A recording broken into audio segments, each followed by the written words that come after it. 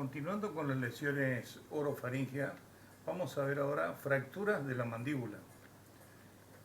Se define, o podríamos decir, de que las fracturas de la mandíbula están relacionadas con las fracturas mandibulares que se presentan luego de un traumatismo, de una periodontitis graves o de neoplasia, que serían las causas que ocasionan o producen este tipo de lesiones o fracturas en la mandíbula. Con respecto a las consideraciones generales y fisiopatología relevante, debemos tener presente de que existen lesiones concurrentes cuando se producen lesiones o fracturas de la mandíbula que son muy importantes porque pueden tener pueden ser, digamos, también o pueden dar origen a lesiones cerebrales como consecuencia de las contusiones producidas por el traumatismo, como así también lesiones con pérdida de sustancia en la cavidad oral que produzcan hemorragias dentro de la cavidad oral o también desprendimiento de piezas dentales, las que muchas veces pueden dirigirse hacia atrás y provocar tanto los coágulos de sangre como las piezas dentales, alguna obstrucción de la vía aérea respiratoria. Por lo tanto, siempre tenemos que tener presente que ante una lesión o una fractura mandibular debemos mantener siempre permeables las vías aéreas superiores para evitar de que se produzcan, alguna oclusión de la vía respiratoria aérea o bien una aspiración de sangre hacia las vías respiratorias profundas. También existen dentro de las afecciones, digamos, de las fracturas mandibulares, lesiones periodontales que producen o que provocan, una predisposición a lesiones en la mandíbula. También tiene importancia la edad del paciente. Normalmente en pacientes jóvenes se producen desprendimientos de la sínfisis, como por ejemplo la sínfisis mandibular, mientras que en los pacientes de edad avanzada es más común la fractura del cuerpo o de la rama de la mandíbula. También hay que tener presente de que este es un aspecto muy importante, hacer las valoraciones fracturarias desde el punto de vista biológico.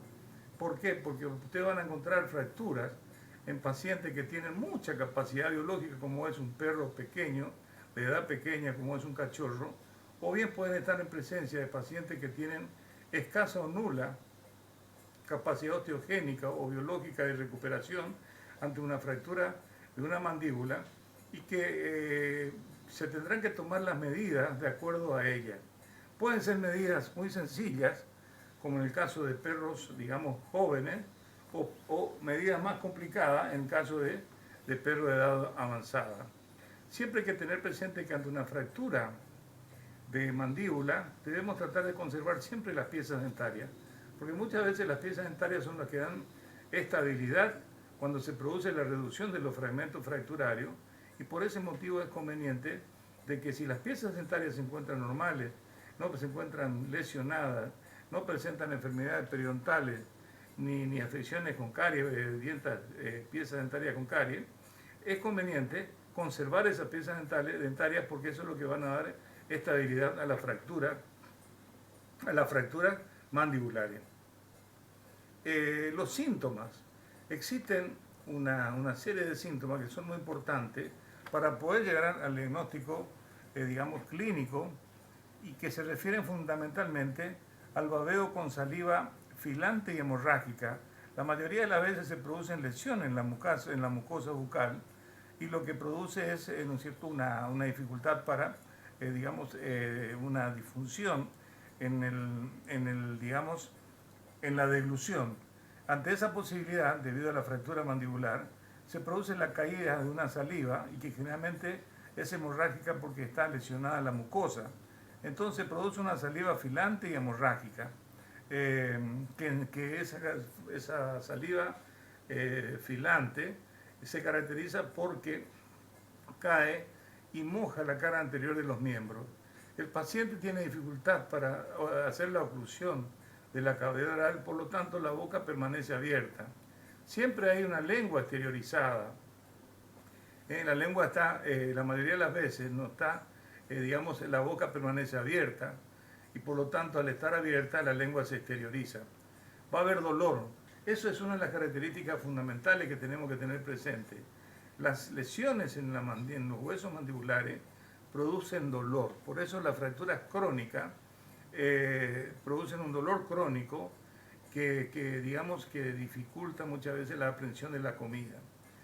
Por supuesto que, como ya hemos dicho anteriormente, hay dificultad en la ingestión de la comida, va a haber crepitación ósea y van a encontrar inestabilidad y un movimiento normal en donde habitualmente no debe existir.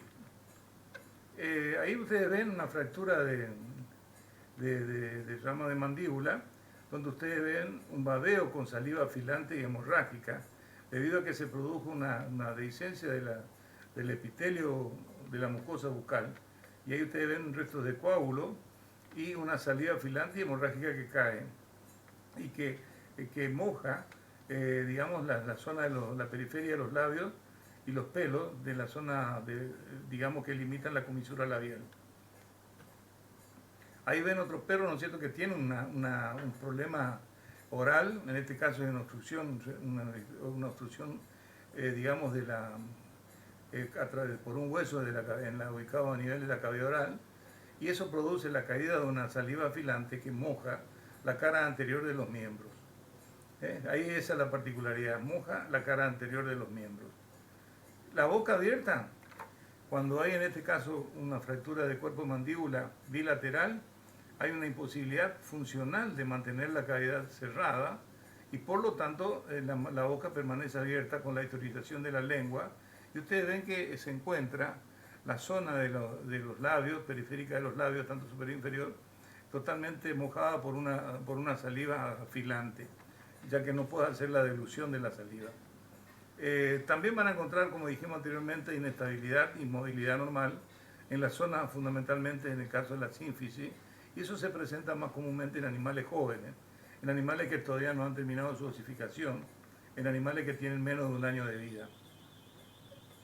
El diagnóstico, miren, el diagnóstico, como ya hemos dicho anteriormente, en los síntomas generales de la afección en la cavidad oral, se hace más que nada por un buen examen clínico, ¿no es cierto? Por un buen examen clínico se permite llegar a un buen diagnóstico y además agregándole, por supuesto, todos los síntomas que recogemos cuando examinamos la cavidad oral.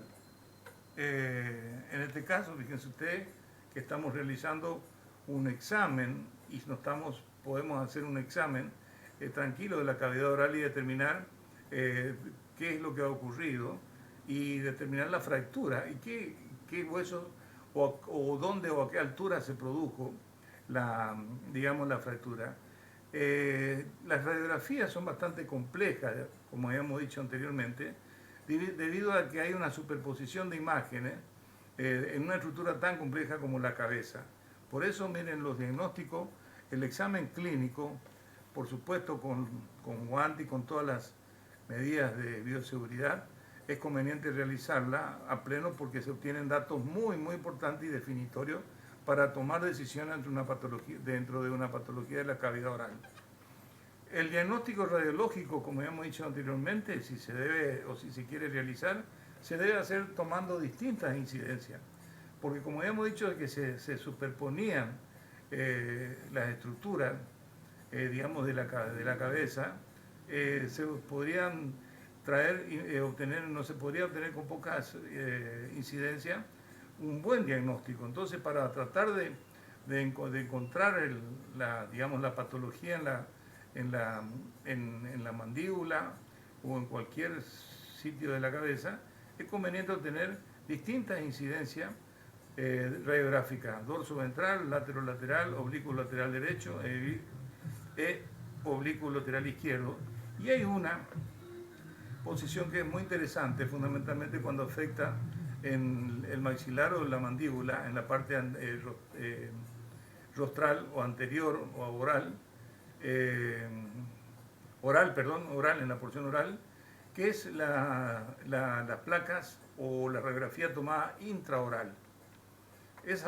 Miren, ahí ustedes ven cómo para obtener a veces una radiografía más limpia sin que se superponga la mandíbula, por ejemplo, al maxilar, se anestesia al paciente, se desitúa el maxilar hacia atrás y se hacen ingresar los rayos por la cavidad oral, tratando de que únicamente afectare o tomare, ¿no es cierto?, al maxilar, desituando de esa manera a la mandíbula, y de esa manera no va a haber superposición de imágenes con la misma. Cuando la otra posibilidad, como habíamos dicho, es la de hacer la radiografía intraoral, lo que ocurre es que muchas veces esa permite explorar solo una parte pequeña de la parte anterior de la rostral de la mandíbula. Ese es el inconveniente. Por supuesto que el paciente debe estar totalmente anestesiado porque es una posición bastante incómoda para obtener. Ahí ustedes ven, ¿no es cierto?, cómo se realiza la obtención, por ejemplo, del maxilar, y para obtener una idea o sacar una radiografía de los senos nasales sin que se superponga la mandíbula.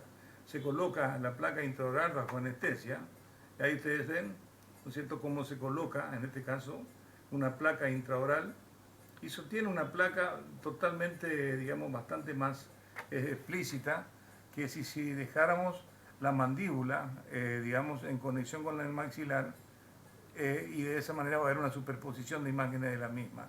Ustedes acá pueden observar de que existe una zona más radiopaca en el canal nasal del lado derecho que del lado izquierdo, por la presencia de un tumor a ese nivel. El tratamiento. Cuando se producen fracturas de la mandíbula, el tratamiento puede ser médico o conservador. Médico o conservador, y la otra forma es el tratamiento quirúrgico. El médico o conservador consiste en colocar un bozal de venda Cambridge, y que únicamente pueden ser utilizados en pacientes jóvenes de 3 a 4 semanas de edad. Mientras que el quirúrgico consiste en la reducción e inmovilización con placas, tornillos, alambres y fijadores externos, como así también la utilización de férula. El alambre se aplica en forma interdental o en forma interfragmentaria. El médico conservador, mire, es un método muy interesante que hay que saber utilizarlo, y evita a veces hacer cirugías bastante engorrosas, con un hueso no consolidado, difícil de estabilizarlo, y que permite una rápida recuperación del paciente. Hay que tener una condición. Las fracturas deben estar presentes en animales jóvenes que tienen aproximadamente de 3 a 4 semanas de edad. De 3 a 4 semanas de edad. En ellos se utiliza un bozal de venda Cambridge que se coloca alrededor de la zona digamos, de la mandíbula y el maxilar, y se lo fija detrás en la nuca. Ahí ven ustedes el ejemplo típico de este paciente, que es un paciente que debe ser joven, que presenta una fractura digamos, del ramo de mandíbula. Y la forma de colocar el vendaje es la siguiente. Se coloca un pequeño fulcro entre el maxilar y la mandíbula, que puede ser una jeringa de 3 centímetros para perros chicos, una de 5 centímetros, 6 para perros más grandes. Se coloca, digamos, la cinta adhesiva alrededor de la cavidad de la zona nasal, se pasa por debajo de la mandíbula, y luego se lo cruza por detrás digamos, de la nuca, y se lo fija con el fulcro colocado en la cavidad oral, y siempre hay que hacerlo bajo sedación o anestesia, porque dijimos nosotros que las fracturas mandibulares son muy dolorosas. Ahí ven ustedes este paciente que sufrió una mordedura mientras comía de otros perros más grandes, y ustedes ven que tienen toda la sintomatología de una fractura de la mandíbula. Tienen la boca abierta, la esterilización de la boca, de la lengua, y la saliva filante alrededor de toda la comisura labial de los labios, propia de un animal digamos, que presenta una fractura mandibular, y también una fascia de dolor. Habíamos dicho de que el dolor está muy presente y es muy importante en las fracturas mandibulares. Ahí ven una ligera asimetría de la mandíbula, y fíjense la edad del cachorro, que tenía 3 semanas de edad, próximo a cumplir 4 semanas. En estos casos, como habíamos dicho anteriormente, vamos a tener síntomas como babeo con saliva afilante y hemorrágica, la boca abierta, la lengua exteriorizada, el dolor, que eso no nos debemos olvidar. Ahí va a haber dificultad en la ingestión, la crepitación ósea y la inestabilidad y un movimiento anormal. Entonces, con todos esos síntomas y con esas particularidades que presenta este paciente, se realiza la inmovilización bajo anestesia, una anestesia corta, digamos, pacientes que tienen 3 a 4 semanas, habíamos dicho, se coloca una venda Cambridge, luego de la venda Cambridge se fija por detrás de la nuca y se trata de recubrir esa venda Cambridge para que no se desprenda fácilmente con una cinta de papel. Pero fíjense que se está colocando, cuando se está colocando esta inmovilización, se coloca como fulcro una jeringa de 3 centímetros en la cavidad oral, de tal manera que existe una pequeña abertura a través de la cual se produce la ingestión de comida líquida, de comida o de átole o de forma de átole o comida líquida, para permitir, ¿no es cierto?, de que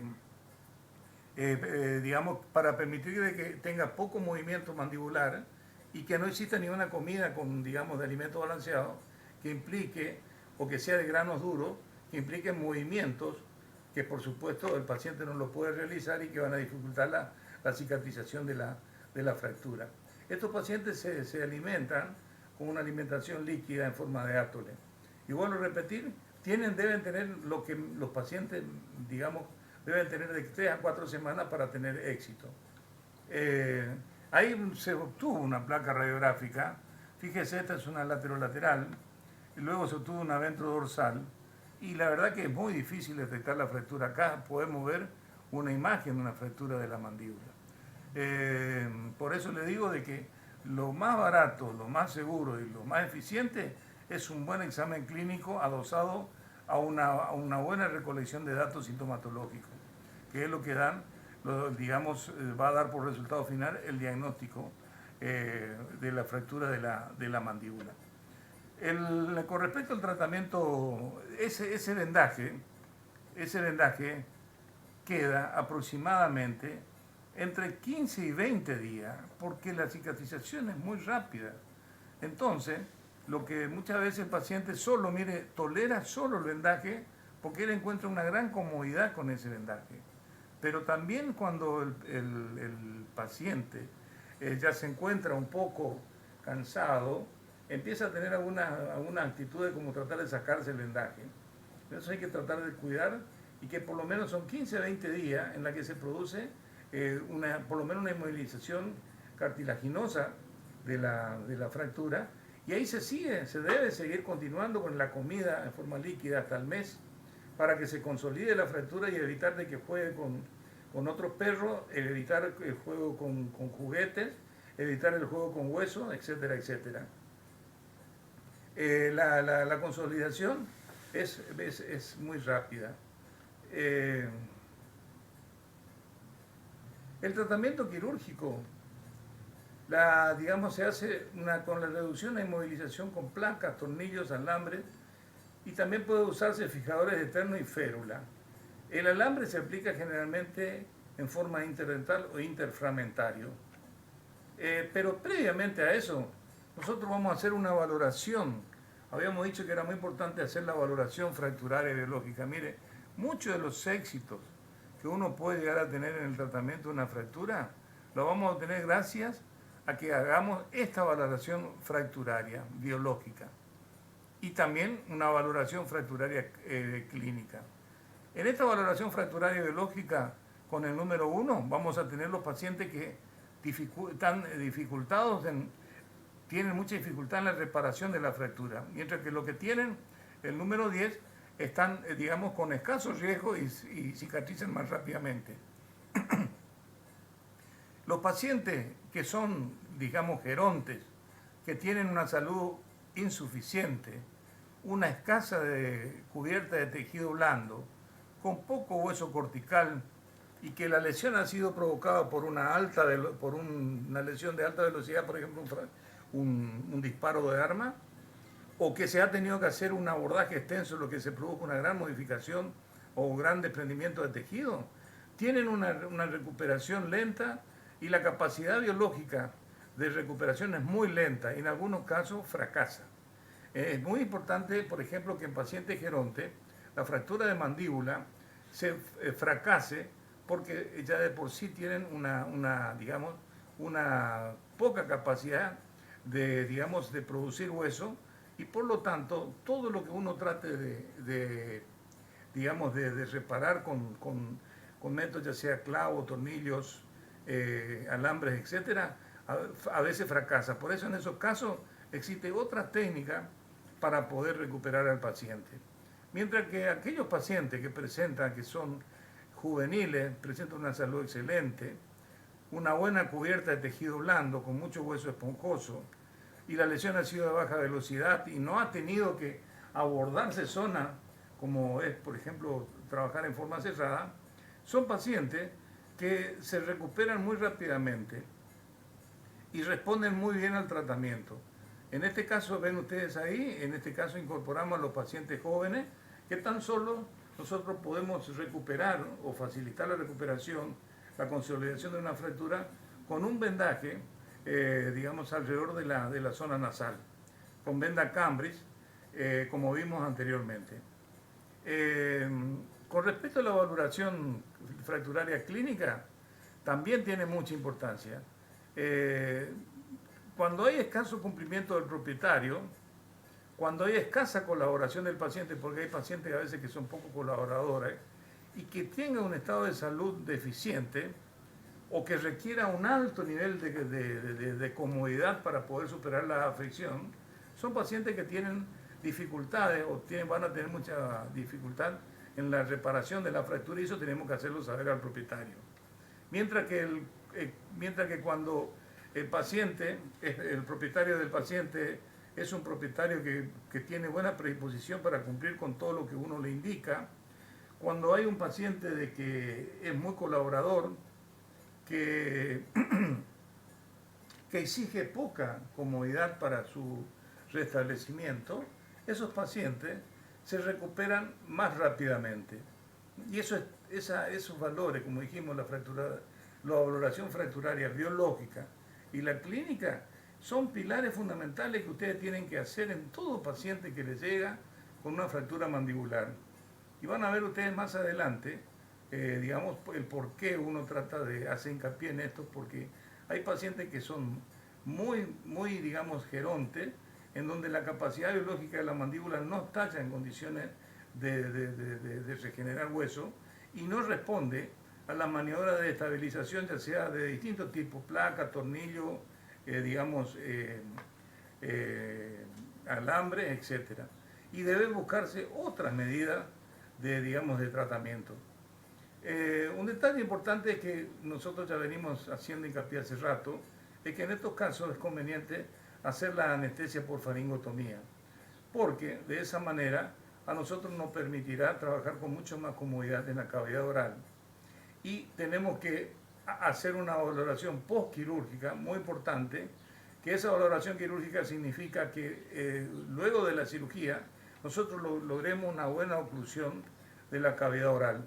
Es decir, de que el maxilar y la mandíbula cierren correctamente bien y tengan una buena, digamos, oclusión.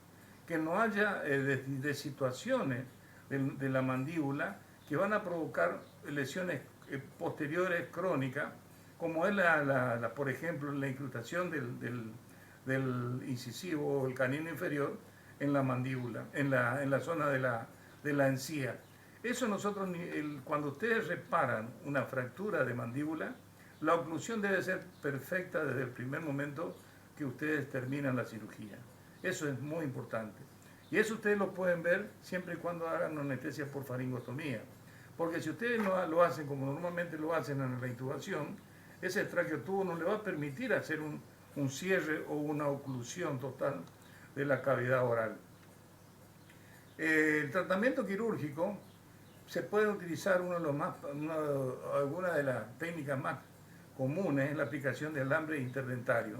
Ahí ustedes ven cuando se produce fracturas tan comunes como son de desprendimiento de la sínfisis mandibular, se puede realizar mediante el tendido de alambre que pueden colocarse, que se pueden colocar, como lo indica en C, que es una de las formas más prácticas, usando agujas de gran calibre, una 40-12 o una 40-14, la que se enhebra con hilo, y ese hilo se pasa por detrás de los colmillos, de un lado y del otro, y se lo anuda por debajo de la mandíbula, como ustedes ven acá en la zona D. Eso produce una gran estabilidad en la fractura por desprendimiento de la sínfisis mandibular.